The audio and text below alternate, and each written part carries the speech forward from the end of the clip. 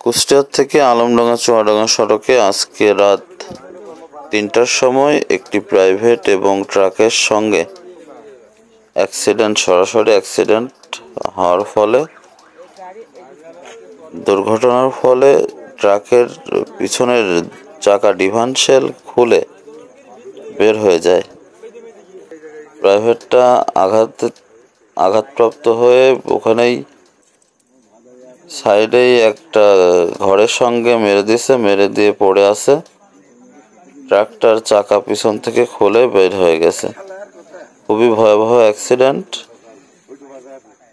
ট্রাকটা গিয়ে পাশেই দুইটা খাম্বার সঙ্গে লাগাই দিছে।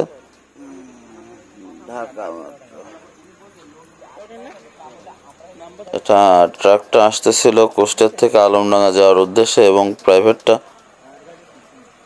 জীবননগর কিংবা ওই দিক থেকে আসতেছিল। আসার পথে এই রাত ৩টা বাজে এখানে বল্লভপুর থেকে আলমডাঙ্গা রোড, চুয়াডাঙ্গা রোড, মাঠপাড়া গ্রাম, এখানে অ্যাক্সিডেন্ট করে গাড়িটা।